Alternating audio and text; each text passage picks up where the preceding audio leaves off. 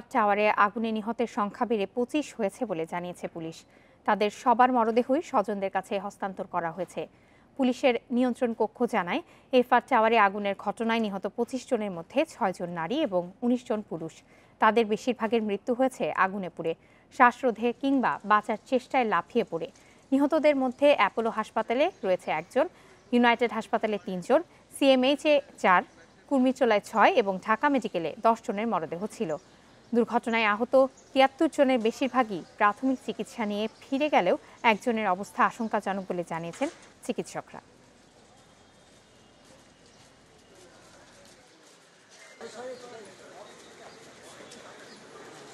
২৫ জন হচ্ছে টোটালি, আমরা তাদেরকে শনাক্ত করেছি। একজনের তারা চাচ্ছেন যে যারা পোস্টমর্টম করতে চাননি অথবা যারা আইডেন্টিফাইড করেছেন, আমরা আইনি প্রক্রিয়ার মাধ্যমে তাদের হস্তান্তর করেছি।